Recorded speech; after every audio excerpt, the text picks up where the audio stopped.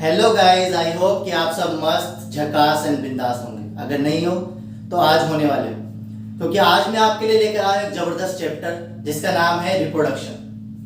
Reproduction न केवल एक चैप्टर है, इसके अंदर 4 चैप्टर्स आते हैं। रिप्रोडक्शन एक पूरी यूनिट है जिसके अंदर 4 चैप्टर्स आते हैं। First, reproduction in organism. Second, sexual reproduction in flowering plant. Third, human reproduction. And the last one is reproductive health.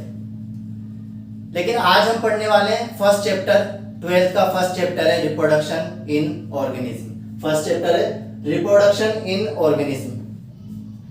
Reproduction in organism के अंदर ऑर्गेनिज्म का अंदर होने वाला रिप्रोडक्शन।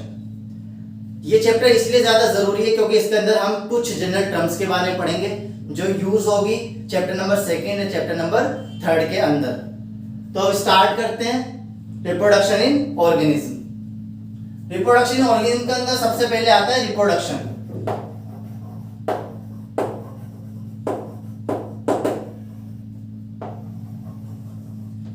रिप्रोडक्शन क्या होता है? Reproduction is a biological process. Reproduction एक बायोलॉजिकल प्रोसेस है जिसके अंदर एक ऑर्गेनिज्म दूसरे ऑर्गेनिज्म को जन्म देता है। जिसके अंदर एक ऑर्गेनिज्म दूसरे ऑर्गेनिज्म को जन्म देता है। तो लिखेंगे हम reproduction a biological process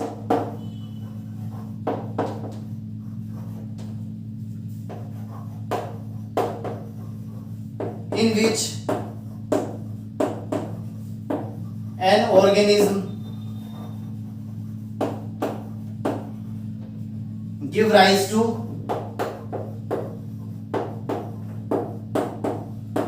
young ones। young ones को ऑफस्प्रिंग भी बोलते हैं। रिप्रोडक्शन एक बायोलॉजिकल प्रोसेस होता है जिसके अंदर एक ऑर्गेनिज्म दूसरे ऑर्गेनिज्म को जन्म देता है। न्यू ऑर्गेनिज्म को ऑफस्प्रिंग भी बोलते हैं, यंग वंस भी बोलते हैं। इसके बाद सेकंड आता है हमारा लाइफ स्पैन। सेकंड क्या आता है? सेकंड टॉपिक है लाइफ स्पैन।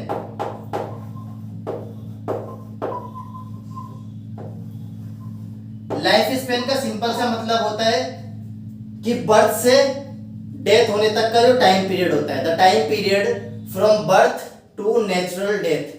बर्थ से नेचुरल डेथ के बीच का जो टाइम पीरियड होता है उसे बोलते हैं life span. The period from birth to natural death. Birth से नेचुरल डेथ का जो टाइम पीरियड होता है उसे बोलते हैं लाइफ स्पैन। फॉर एग्जाम्पल के लिए, अगर कोई इंसान जानबूझकर ट्रक के नीचे आ जाता है तो उसे लाइफ स्पैन नहीं कहेंगे। अगर अचानक से ट्रक के नीचे आ जाता है फिर छत से नीचे गिर जाता है तो उसे क्या बोलेंगे? लाइफ स्पैन बोलेंगे। जो उसका नेचुरल, क्योंकि वो क्या है?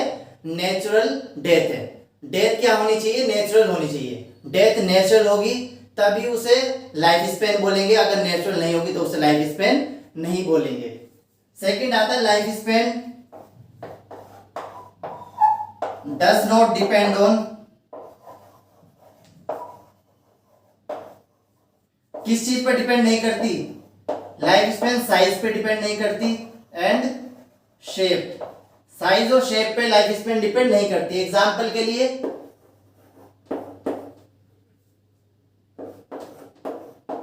डॉग एंड काउ का एग्जाम्पल ले लेते हैं। दोनों का लाइफ स्पैन होता है 22 ईयर्स। दोनों का लाइफ स्पैन है 22 ईयर्स। इसके अंदर लाइफ स्पैन सेम है, दोनों का लाइफ स्पैन सेम है, लेकिन साइज डिफरेंट है। साइज डिफरेंट है लेकिन लाइफ स्पैन सेम है। सेकंड एग्जांपल हम ले लेते हैं,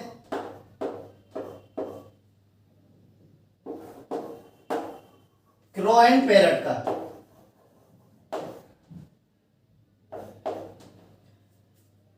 क्रो का लाइफ स्पैन होता है 15 ईयर्स, पैरट का होता है 140 ईयर्स। दोनों का देखा जाए तो शेप सेम है, दोनों की शेप तो सेम है, बट लाइफ स्पेन डिफरेंट है।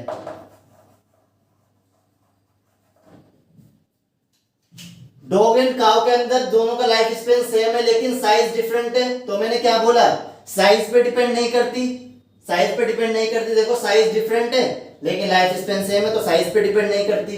दूसरा मैंने बोला शेप पे भी डिपेंड नहीं करती। क्रो एंड पैरट की शेप लगभग सेम होती है लेकिन लाइफ स्पेन इनका डिफरेंट है तो दोनों चीजों पे डिपेंड नहीं करती। आगे बढ़ते हैं।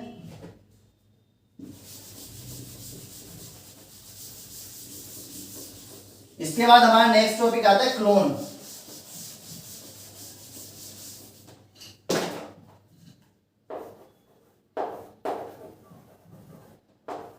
क्लोन का मतलब होता है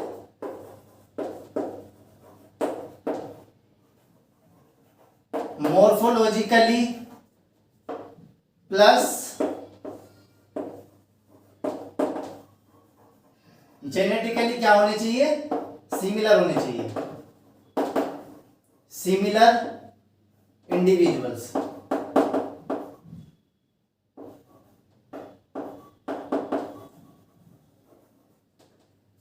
मॉर्फोलॉजिकली और जेनेटिकली सिमिलर इंडिविजुअल्स होने चाहिए तो उसे क्या बोलेंगे, क्लोन्स बोलेंगे। मॉर्फोलॉजिकली मतलब बाहर से दिखने पे भी सेम होने चाहिए और जेनेटिकली मतलब जीन्स लेवल पे भी सेम होने चाहिए। मॉर्फोलॉजिकली जेनेटिकली सिमिलर होने चाहिए तब उसे क्लोन्स बोलेंगे। अगर सिर्फ मॉर्फोलॉजिकली सिमिलर है, जेनेटिकली सिमिलर नहीं है, जीन्स लेवल पे सिमिलर नहीं तो क्लोन्स नहीं बोलेंगे। इसमें एग्जाम्पल की बात करेंगे तो एग्जाम्पल आ जाएगा इसमें अमीबा। एग्जाम्पल क्या आ जाएगा क्लोन में, अमीबा।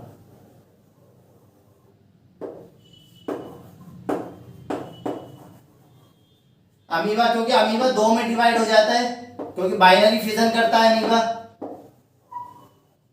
अब देखो दोनों डॉटर सेल, जो न्यू सेल बनी उसे क्या बोलेंगे, डॉटर सेल। ये डॉटर सेल्स हैं। मॉर्फोलॉजिकली जेनेटिकली दोनों तरीके से सिमिलर होती है। अमीबा के अंदर मॉर्फोलॉजिकली जेनेटिकली दोनों तरीके सिमिलर है तो इसे क्लोन्स बोलते हैं। अब तुम देखोगे टिकटॉक के अंदर बहुत सारे ऐसे बनते हैं जो ट्विंस हैं। तुमने देखा होगा, मैं तो ज्यादा देखता नहीं हूं। तो टिकटॉक जो पहले टिकटॉक चलते जो रील्स चल रही हैं उसमें बहुत सारे ऐसे देखने में सिमिलर से हम ट्विंस बोलते हैं बट वो उन्हें क्लोन्स नहीं बोलेंगे। वो मॉर्फोलॉजिकली तो सिमिलर हो सकते हैं लेकिन जीन्स उनके डिफरेंट हो गए तो जेनेटिक लेवल पे वो सिमिलर नहीं है तो वो क्लोन्स नहीं कहलाएंगे, मॉर्फोलॉजिकली सिमिलर उसे कह सकते हैं। अब आता है नेक्स्ट एनसीईआरटी के अंदर पॉइंट दे रखा है कि no one is immortal, no one is immortal accept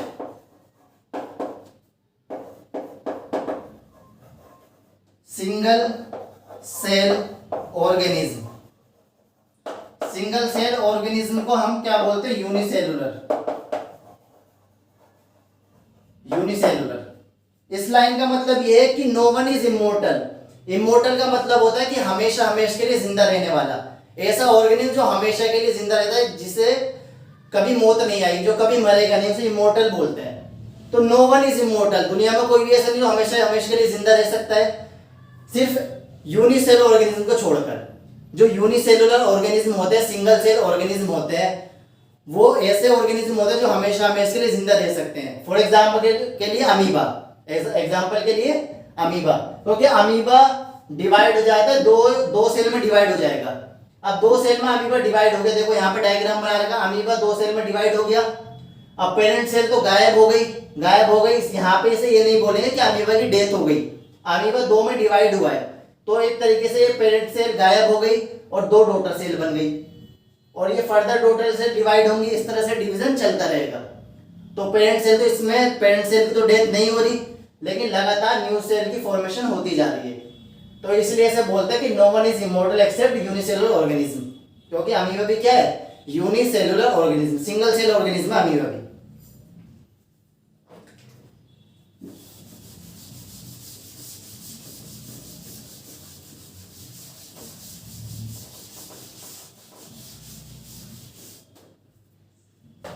इसके बाद हम बात करेंगे नेक्स्ट जो हमने 10th क्लास में कभी पढ़ा था, types of reproduction. Types of reproduction के अंदर 2 टाइप्स आते हैं, first sexual and second asexual. Sexual reproduction के अंदर 2 parents are involve with opposite sex. Sexual reproduction के अंदर 2 पेरेंट्स की जरूरत होती है, अपोजिट सेक्स के होने चाहिए, यानी कि एक मेल और एक फीमेल होना चाहिए। सेक्सुअल रिप्रोडक्शन में मेल और फीमेल होना चाहिए। एसेक्सुअल रिप्रोडक्शन के अंदर single parent involve. Asexual reproduction के अंदर 2 पेरेंट की जरूरत नहीं होती, सिंगल पेरेंट से रिप्रोडक्शन कर सकता है। सेकंड आता है इसमें फर्टिलाइजेशन होगा। फर्टिलाइजेशन टेक प्लेस, यहां पे फर्टिलाइजेशन नहीं होगा, यहां पे गैमेट फॉर्मेशन होगी, यानी कि गैमेटोजेनेसिस। यहां पे गैमेटोजेनेसिस होगी। गैमेटोजेनेसिस होगी तो फ्यूजन भी होगा, गैमेट आपस में फ्यूज भी करेंगे, लेकिन यहां पर ऐसा कुछ भी नहीं होता। तो समझ आ गई, 10th क्लास में कहीं पढ़ा था, सेक्सुअल असेक्सुअल रिप्रोडक्शन के बीच में डिफरेंस मैंने बता दिया। अब हम डिटेल में पढ़ेंगे असेक्सुअल रिप्रोडक्शन, एसेक्सुअल रिप्रोडक्शन के बारे में। नेक्स्ट टॉपिक है एसेक्सुअल रिप्रोडक्शन।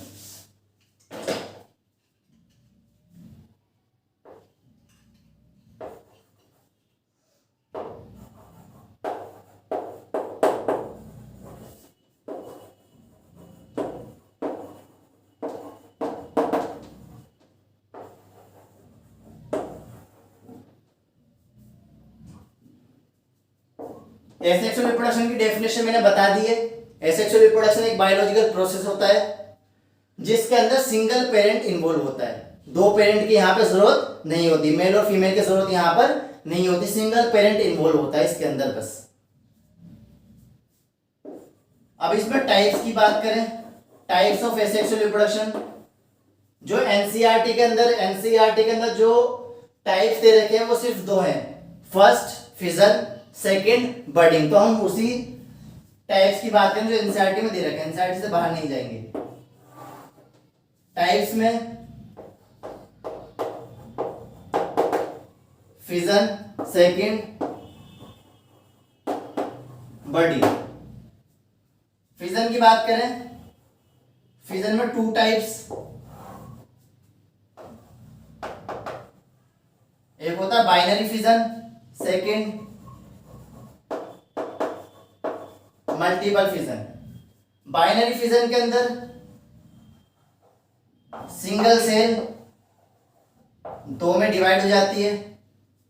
मल्टीपल फिजन के अंदर सिंगल सेल मल्टीपल सेल्स में, यानी कि बहुत सारी सेल्स में डिवाइड हो जाती है, तो इसे बोलते हैं मल्टीपल फिजन। बाइनरी फिजन के एग्जांपल की बात करें, बाइनरी फिजन का एग्जांपल है अमीबा। मल्टीपल फिजन का एग्जांपल है स्पॉन्ज, स्पॉन्ज पेनिसिलियम, इसके एग्जांपल हो जाते हैं। बडिंग की बात करें, बडिंग के अंदर पेरेंट सेल से न्यू सेल अराइज होती है, पेरेंट सेल से न्यू सेल अराइज होती है इसके अंदर। फिर कुछ टाइम के बाद जब वो सेल ग्रो कर जाती है तो डी अटैच्ड हो जाती है। क्या हो जाती है? डी अटैच्ड हो जाती है। डी अटैच्ड होने के बाद फिर वो न्यू सेल ग्रो करके पेरेंट सेल की तरह दिखने लगती है। इसमें एग्जाम्पल है हाइड्रा। समझ आ गया। फिजन और बर्डिंग में मैंने बताया fission, binary fission, multiple fission, दो तरीके के फिजन होते हैं। फिजन के अंदर, फिजन एक ऐसा प्रोसेस होता है जिसके अंदर एक सेल दो या दो से अधिक सेल में डिवाइड हो जाती है। बाइनरी फिजन में एक सेल दो सेल में डिवाइड होगी, बाइनरी फिजन, बाई मतलब होता है दो।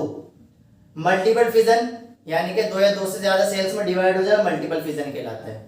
बाइनरी फिजन का एग्जांपल मैंने अमीबा बताया, जो सिंपल एग्जांपल है, सबको समझ आता है, एनसीईआरटी के अंदर भी ये एग्जांपल दिया है। मल्टीपल फिजन का एग्जांपल स्पॉन्ज मैंने बता दिया। बर्डिंग, बर्डिंग के अंदर आता है हाइड्रा। बर्डिंग के अंदर पेरेंट सेल से, सपोज ये पेरेंट सेल है, पेरेंट सेल से एक सेल, यहाँ पे पेरेंट सेल से एक सेल अराइज होगी। जब ये सेल धीरे धीरे बड़ी हो जाती है, बड़ी होने के बाद इसका वजन ज्यादा हो जाएगा पेरेंट सेल से, तो क्या होगी, ये डीअटैच्ड हो जाएगी। डीअटैच्ड होने के बाद अब ये सेल ग्रो करके पेरेंट सेल की तरह दिखने लगेगी। ये वाली सेल पेरेंट सेल की तरह दिखने लगेगी, तो इसे बर्डिंग बोलते हैं। अब नेक्स्ट हमारा टॉपिक आता है वेजिटेटिव प्रोपेगेशन। नेक्स्ट टॉपिक है हमारा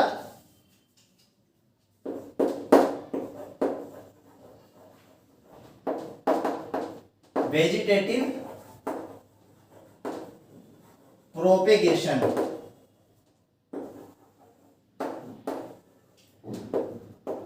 वेजिटेटिव प्रोपेगेशन एक प्रोसेस होता है। वेजिटेटिव प्रोपेगेशन एक ऐसा प्रोसेस होता है जिसके अंदर न्यू प्लांट ग्रो करता है old part of the plant से। प्लांट का जो पार्ट गल जाता है, सड़ जाता है, खराब हो जाता है, उसी प्लांट से न्यू प्लांट का ग्रो करना क्या कहलाता है, वेजिटेटिव प्रोपेगेशन कहलाता है। और उस ओल्ड पार्ट को, सड़े गले पार्ट को क्या बोलते हैं, वेजिटेटिव प्रोपेग्यूल बोलते हैं। क्या बोलते हैं, वेजिटेटिव प्रोपेग्यूल। तो बात करते हैं वेजिटेटिव प्रोपेगेशन के अंदर a process in which new plant are grow from any old part of the plant। old part of the plant को मैंने क्या बताया, क्या बोलते हैं, वेजिटेटिव प्रोपेग्यूल। क्या बोलते हैं, vegetative propagule. Vegetative propagule old part को बोलते हैं। एग्जाम्पल की बात करूं मैं, एग्जाम्पल मैं ले लेता हूं ब्रायोफिलम का।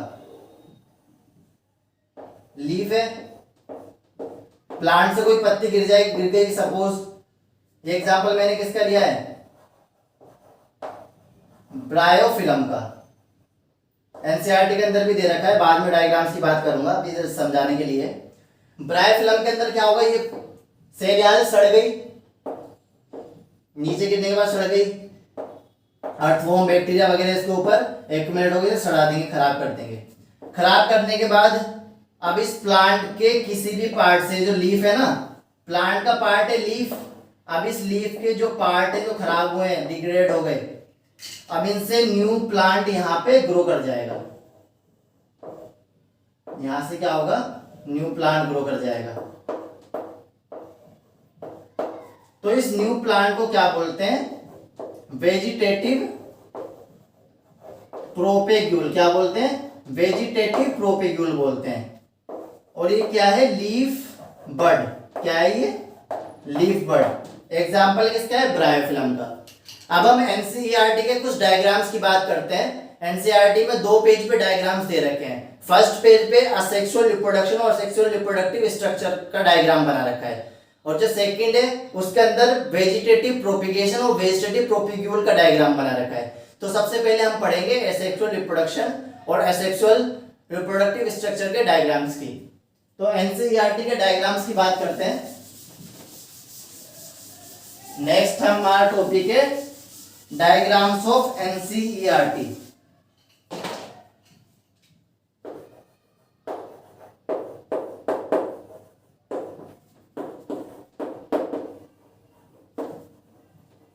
एनसीईआरटी डायग्राम या फिर फिगर्स के बारे में बात करेंगे। एनसीईआरटी के डायग्राम्स और फिगर के बारे में बात करेंगे। सबसे पहले हम किसकी डायग्राम्स की बात करेंगे, asexual reproduction and reproductive structures. जो वेजिटेटिव प्रोपिगेशन है वो भी एक एसेक्सुअल रिप्रोडक्शन है। वेजिटेटिव प्रोपिगेशन क्या है, वो भी एसेक्सुअल रिप्रोडक्शन है, क्योंकि उसके अंदर भी दो पेरेंट्स इन्वॉल्व नहीं हो रहे। लेकिन ये प्लांट के बारे में बात करते हैं, वेजिटेटिव प्रोपिगेशन, वेजिटेटिव प्रोपिग्यूल प्लांट के अंदर है, और जो एसेक्सुअल रिप्रोडक्शन ये एनिमल के कुछ स्ट्रक्चर्स के बारे में दिखा रखा है एनसीईआरटी के अंदर। जैसे एनसीईआरटी के अंदर फर्स्ट डायग्राम बना रखा है, फर्स्ट डायग्राम इस तरह से दिखेगा आपको, जबरदस्त डायग्राम।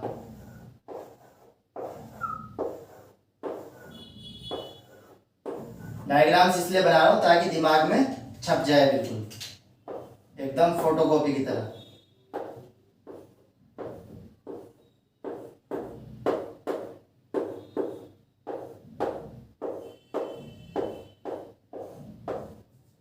थोड़ा लेंथी हो जाएगी बट सब समझ आएगा पूरा चैप्टर, क्योंकि नीट के पॉइंट ऑफ व्यू से भी आपको बेनिफिट होगा और सीबीएसई के पॉइंट ऑफ व्यू से भी। जो डायग्राम मैंने बनाया ये किसका है, क्लेमाइडोमोनास।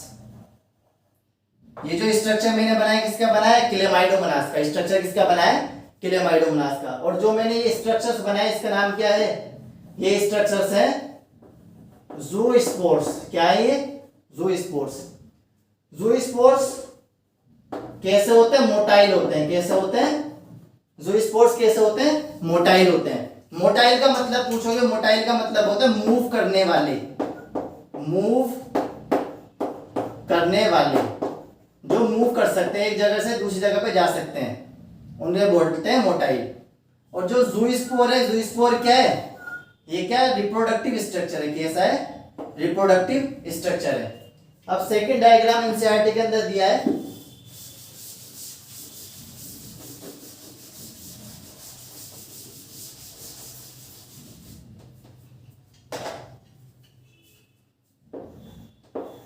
सेकंड डायग्राम एनसीईआरटी का दिया है पेनिसिलियम का। किसका,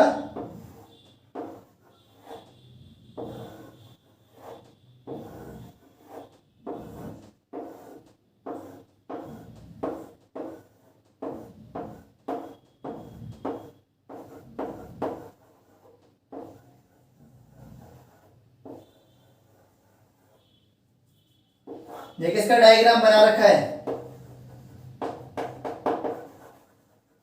पेनिसिलियम। पेनिसिलियम का डायग्राम बना रखा है। पेनिसिलियम डायग्राम में जो ये ऊपर अराइज हुए हैं वो है कोनिडिया। क्या है, कोनिडिया।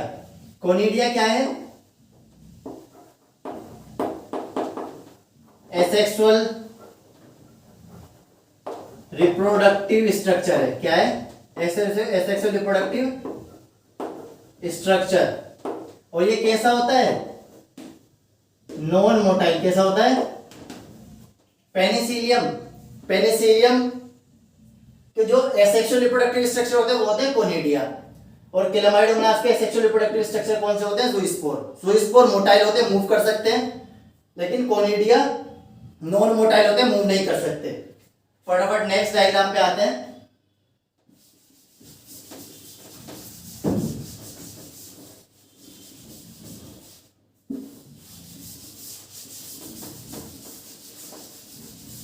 नेक्स्ट डायग्राम बना है थर्ड, वो है हाइड्रा का। किसका बना रखा है, हाइड्रा का। एनसीईआरटी के अंदर नेक्स्ट डायग्राम बना रखा है हाइड्रा का।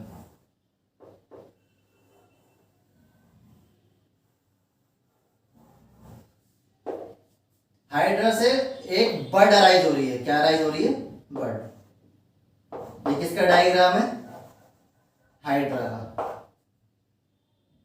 हाइड्रा से अराइज हो रही है एक बर्ड, और बर्ड क्या है, वेजिटेटिव रिप्रोडक्टिव स्ट्रक्चर है। और ये भी कैसा होता है, नॉन मोटाइल। कैसा होता है, नॉन मोटाइल। नेक्स्ट डायग्राम बना रखा है एनसीईआरटी के अंदर,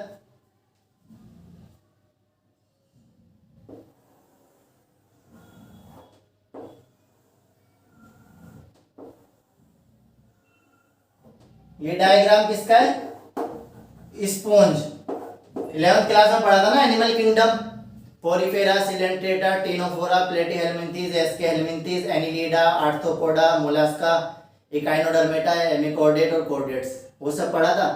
उसमें जो फर्स्ट किंगडम था स्पॉन्जिस, पोरिफेरा। पोरिफेरा का दूसरा नाम क्या होता है? स्पॉन्जिस होता है। तो वही स्पॉन्ज का बता रखा है। स्पॉन्ज का एग्जांपल दिया है। स्पॉन्ज के अंदर जो ये स्ट्रक्चर्स देख रहे हो इनको बोलते हैं गैम्यूल्स। क्या बोलते हैं? गैम्यूल्स। गैम्यूल्स क्या है? Asexual reproductive structures.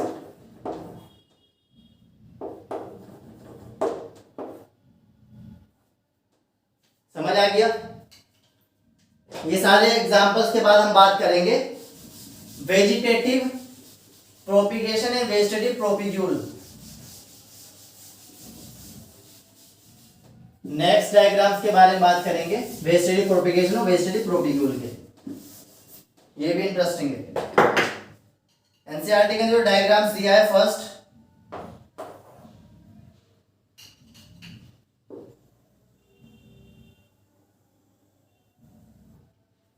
ये किसका एग्जाम्पल दिया है? पोटैटो का, आलू का एग्जाम्पल। आलू के अंदर क्या होता है? छोटी छोटी ट्यूब्स, आईज। आलू आंखें दिखाता है, बहुत घूरता है, तो ये क्या है? आईज। आईज को क्या बोलते हैं? ट्यूबर्स।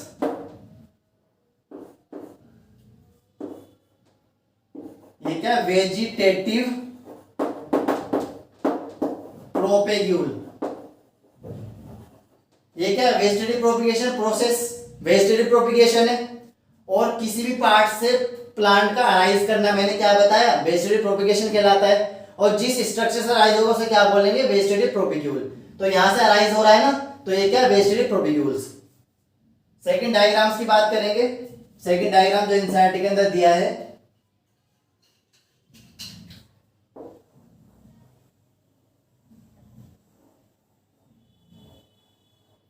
वो एग्जांपल दिया है जिंजर का। सेकंड एग्जांपल एनसीईआरटी के अंदर डायग्राम बना रखा है जिंजर का। जिंजर से जो स्ट्रक्चर अराइज होता है, जिंजर का वेजिटेटिव प्रोपिग्यूल स्ट्रक्चर क्या होगा? राइजोम। क्या होगा? राइजोम। नेक्स्ट थर्ड बात करेंगे, थर्ड डायग्राम की।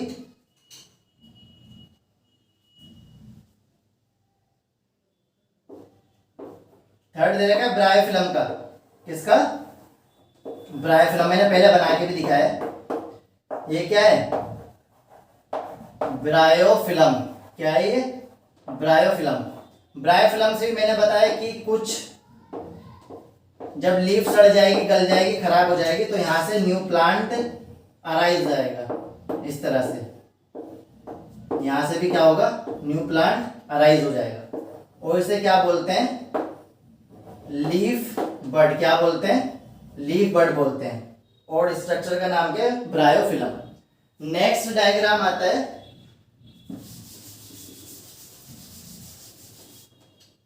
नेक्स्ट डायग्राम दिया है एनसीईआरटी के अंदर, फोर्थ डायग्राम है एगेव।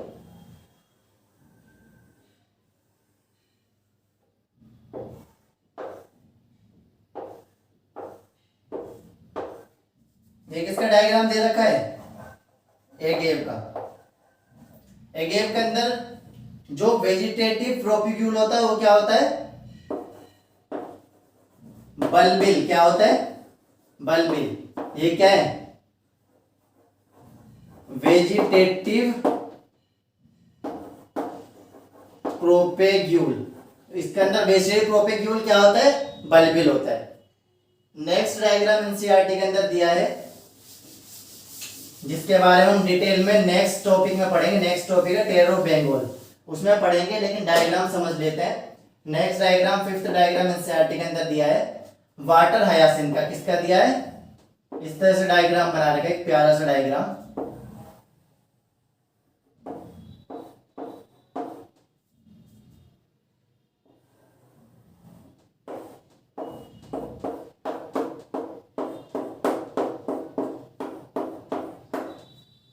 ये किसका डायग्राम है?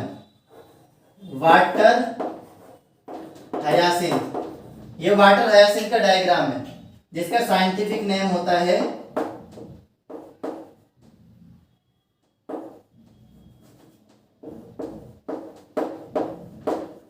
इकोर्निया क्रेसिपस। वाटर हायासिंथ का साइंटिफिक नेम होता है इकोर्निया क्रेसिपस। ये भी किस तरह से रिप्रोडक्शन करता है? सेक्सुअल रिप्रोडक्शन, यानी कि वेजिटेटिव प्रोपिगेशन करता है ये भी। इसके अंदर जो वेजिटेटिव प्रोपिग्यूल होता है वो होता है ऑफसेट। क्या होता है? ऑफसेट। इसे बोलते हैं ऑफसेट। सारे डायग्राम्स क्लियर हो गए? 2 पेज पे डायग्राम दे रखे हैं, सारे क्लियर कर दिए मैंने। नेक्स्ट हम पढ़ेंगे एनसीईआरटी के डायग्राम। सब समझ आ गए? नेक्स्ट पढ़ेंगे हम टेरर ऑफ बंगाल। क्या पढ़ेंगे?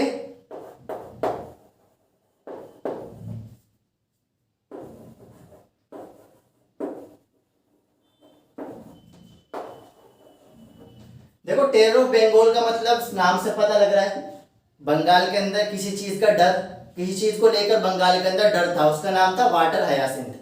वाटर हायासिंथ जिसका साइंटिफिक नेम होता है इकोर्निया क्रेसिपस। ये एक ऐसा प्लांट होता है जो बहुत ज्यादा अट्रैक्टिव होता है। इसकी जो लीव्स होती हैं बहुत ज्यादा अट्रैक्टिव होती हैं, लेकिन इसका साइड इफेक्ट ये होता है कि ये स्टैंडिंग वाटर पे ग्रो करेगा।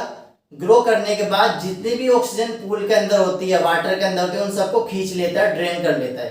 सारी ऑक्सीजन को खींच लेगा पानी से। पानी के अंदर से सारी ऑक्सीजन को खींचने की वजह से पानी के अंदर ऑक्सीजन की कमी हो जाएगी। पानी के अंदर ऑक्सीजन की कमी होने की वजह से जितने भी उसके अंदर फिशेस होती हैं, अदर एक्वेटिक एनिमल्स होते हैं, वो सारे मर जाते हैं। इसीलिए इस प्लांट को वहां से काटा गया, हटाया गया। लेकिन एक डिफिकल्टी होती है प्लांट को हटाने की। अगर इस प्लांट को काटा जाएगा तो ये प्लांट उतनी ही स्पीड से ग्रो करते हैं। तो difficult to get rid from water hyacinth. Water hyacinth से गेट रीड नहीं कर सकते, यानी कि छुटकारा पाना बहुत ज्यादा मुश्किल होता है। तो इसके बारे में हम पढ़ेंगे। टेरर ऑफ बंगाल के अंदर एन एक्वेटिक प्लांट जिसका नाम है वाटर हायासिंथ, जो यहां पे बना रखा है डायग्राम। ये ग्रो करता है, ग्रो ऑन स्टैंडिंग वाटर। रुके हुए पानी में ये ग्रो करता है। इसके बाद ड्रेन ऑल द ऑक्सीजन, जितनी भी ऑक्सीजन होगी उसे ड्रेन कर लेगा, खींच लेगा। सारी ऑक्सीजन को ये यूज कर लेता है, जिसकी वजह से डेफिशिएंसी यानी कि कमी, deficiency of oxygen in the water, finally क्या होगा? डेथ हो जाएगी। जिसकी वजह से डेथ ऑफ, किसकी डेथ हो जाएगी? फिशेस प्लस अदर एक्वेटिक, जो अदर एक्वेटिक ऑर्गेनिज्म होते हैं, जो अदर एक्वेटिक ऑर्गेनिज्म होते हैं, उनकी डेथ हो जाती है। इसके बाद हमारा नेक्स्ट टॉपिक आता है phase of life span. Life span के फेज की बात करेंगे, लास्ट टॉपिक है। इसके बाद नेक्स्ट क्लास में पढ़ेंगे, ठीक है। नेक्स्ट टॉपिक आता है हमारा लास्ट टॉपिक है इस लेक्चर का, वो है phases of life span. Life span के फेज की बात करेंगे। लाइफ स्पेन में 3 फेज आते हैं। फर्स्ट है juvenile phase, second reproductive phase, and third senescent phase. Life span के फेज की बात करें, 3 फेज आते हैं। First juvenile phase, second reproductive phase और लास्ट आता है सेनेसेंट फेज। जो फर्स्ट फेज है जुवेनाइल फेज का दूसरा नाम होता है वेजिटेटिव फेज। क्या होता है? Vegetative phase. जुवेनाइल का दूसरा नाम होता है वेजिटेटिव फेज। प्लांट के बारे में बात करेंगे, अगर प्लांट को डिफाइन करेंगे कि प्लांट के कौन कौन से फेज होते हैं, तो हम वेजिटेटिव फेज नहीं बोलेंगे, तो उस केस में हम वेजिटेटिव फेज बोलेंगे, जुवेनाइल फेज नहीं बोलेंगे। प्लांट के केस में वेजिटेटिव वर्ड यूज किया जाता है और एनिमल के केस में जुवेनाइल फेज यूज किया जाता है। सेकेंड और थर्ड फेज रिप्रोडक्टिव और सेनेसेंट फेज सेम होते हैं दोनों में, प्लांट और एनिमल के अंदर। जो जुवेनाइल फेज होता है, जुवेनाइल फेज ये फेज होता है बर्थ टू मैच्योरिटी। बर्थ से मैच्योरिटी का जो फेज होता है उसे बोलते हैं जुवेनाइल फेज। रिप्रोडक्टिव फेज होता है एंड ऑफ जुवेनाइल फेज। जब जुवेनाइल फेज एंड हो जाएगा तो उसे बोलते हैं reproductive phase, end of reproductive phase. End of reproductive phase को बोलते हैं सेनेसेंट फेज। ये लास्ट टॉपिक था हमारा फेज ऑफ लाइफ स्पैन। तो आज का रिव्यू करा देता हूं। फर्स्ट मैंने बताया रिप्रोडक्शन यूनिट, जिसमें 4 चैप्टर्स मैंने बताए। उसमें से एक चैप्टर्स के बारे में हमने पढ़ा रिप्रोडक्शन ऑर्गेनिज्म। सबसे पहले रिप्रोडक्शन को डिफाइन किया, फिर लाइफ स्पैन को डिफाइन किया, उसके बाद क्लोन्स के बारे में बात की, क्लोन क्या होता है, टाइप्स ऑफ रिप्रोडक्शन के बारे में बात की, टाइप्स ऑफ रिप्रोडक्शन के बारे में। उसके बाद हमने बात की डायग्राम, जो एनसीईआरटी के अंदर डायग्राम से रखे, प्योरली एनसीईआरटी पढ़े, इसके अलावा कुछ नहीं, एक वर्ड नहीं बता रहा बाहर का, सिर्फ एनसीईआरटी। डायग्राम्स के बारे में बात करने के बाद मैंने बताया टेरर ऑफ बेंगोल के बारे में। टेरर ऑफ बेंगोल के बाद आता है फेज ऑफ लाइफ स्पैन। तो आज के लिए इतना सफिशिएंट है। इसके बाद नेक्स्ट क्लास में पढ़ेंगे, 2 क्लास का चैप्टर है, इससे ज्यादा इसमें नहीं है। आई होप कि आप सबको पसंद आया होगा। All the best and God bless you. खुश रहो।